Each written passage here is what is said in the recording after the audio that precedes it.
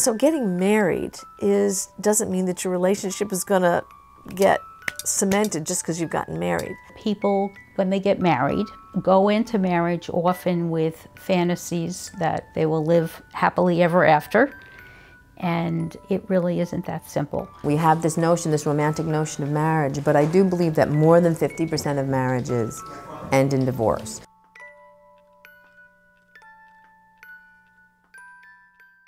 When my parents divorced, I was 17. When my parents got divorced, I believe I was about 5, 6 years old, somewhere around that age.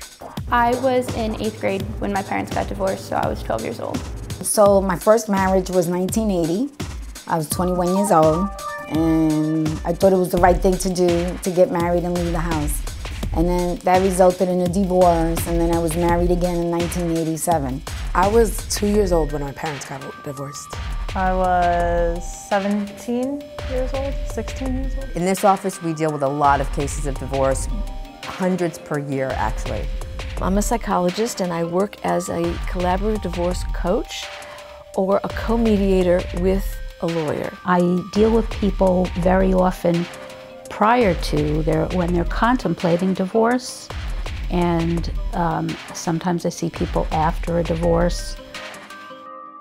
There's a whole literature where the different researchers have gleaned the causes of divorce, and I'd say there are probably 7 of those that I can mention. Then if you actually talk to people who have divorced, they describe the causes in a different way.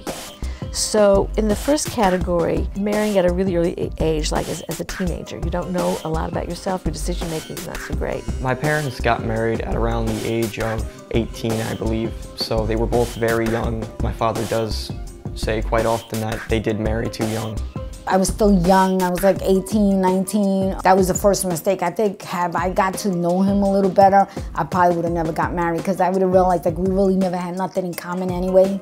If you don't have a lot of education, or if your income is low, you're not used to sort of thinking things through, perhaps in a really logical way, and if you're financially stressed, that also can add enormous stress to a relationship. I would hear them argue about money a lot, because when they first started out, they made a lot of money with the dairy farm and everything, and then really when we moved, that's when I feel like they started losing money, and it just like changed, and then I think that's actually when they started fighting a lot more. Some researchers say that living together can help cause some aspects of divorce, and the researchers separate whether you live with other people or you just live the two of you together. And that issue is really around what kind of commitment are you making to one another. I didn't get to really know him because we didn't spend weekends together and we didn't sleep together, so I didn't really get to know him. And because of that, I don't think I got to know him like I thought I got to know him, but it was like kind of a boyfriend-girlfriend kind of thing. If there's a premarital pregnancy, that often causes enormous stress because people haven't necessarily chosen to get married. They were having sex and weren't protected, and so that causes a different kind of stress. The thing was, my mom was young when she gave birth to me.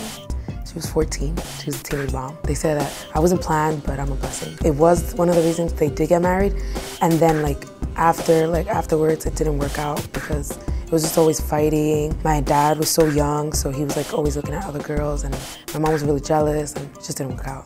The 5th research is about whether or not you have a religious affiliation, and that's about a lot about values, I believe. The 6th is whether you come from a divorced family yourself. What's your background? My mom and my dad were divorced when I was a baby, so I had no father figure in my life. When I realized, like, oh my God, I'm going to counseling, and I realized, like, I was in denial. Like, I didn't want to get divorced. Like, whatever, let's make this work. Whatever we have to do, let's do it. Let's just not get divorced. And the last 7th category that I'm recalling has to do with what they call insecurity, but I would reframe that as attachment.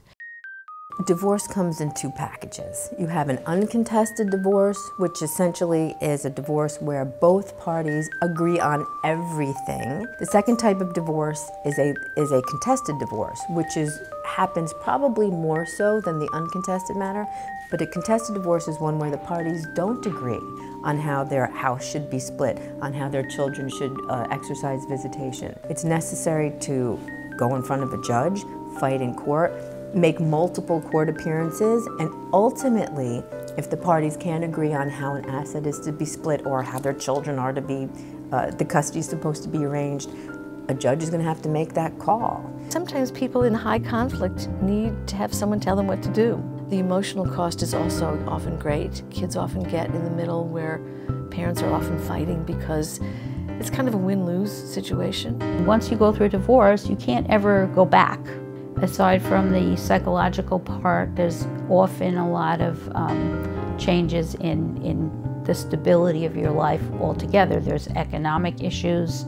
It can affect your family relationships, your friendships, every aspect of your life, and especially if you have children, even more so. My sister and I aren't really that close. I'd really consider us more or less some sort of gray area between acquaintances and best friend, though I don't really feel that close to my sister only because we really wouldn't see each other that often. My dad has 4 baby mothers. He has like 6 other kids apart from me. Growing up, sometimes not being able to see my siblings were a little hard for me because when my brother was born, I remember, I think my dad ended up going like to Dominican Republic or something, and I didn't see him till the month after he was born. So I was like really sad because like I didn't have that connection with his mom. So it was like, oh, I wish he was my mom's baby. So that way I wouldn't be able to see him whenever I wanted to. Always love your children more than you hate your ex. Parents who might be trying to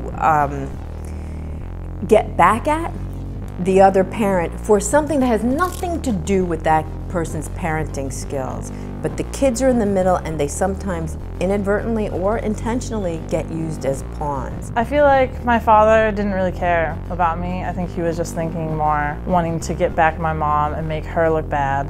I feel it is hard to have a relationship with both parents.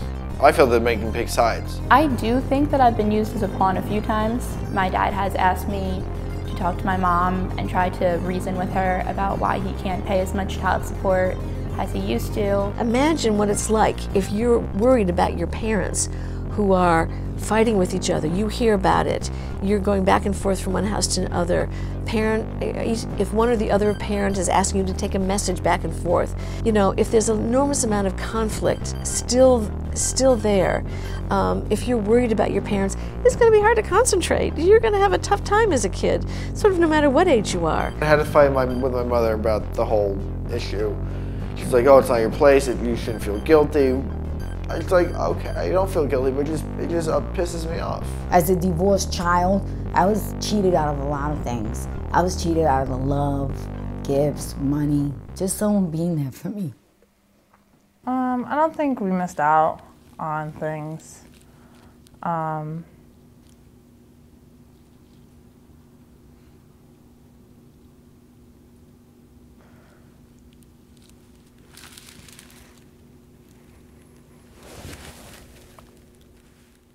It's not just you're losing the person. Often you're losing the structure of your entire life. Relationships shouldn't be hard and stressful, and if they are, then you shouldn't be in that relationship. I don't think they would be healthy together. I don't think it would have been healthy for me to grow up in a household where they're fighting all the time. So I think in the end it worked out for the best. When your parents are fighting, really right in front of you, and you hear it all the time, and mommy's upset, daddy's upset all the time, sometimes divorce is really relieving and better for everybody. The divorce really I just accepted it for as it is. I didn't really question it. I didn't hate my parents for it. I just, you know, all right, this is how life's gonna be. This isn't the end of the world. I'm just gonna keep rolling with it.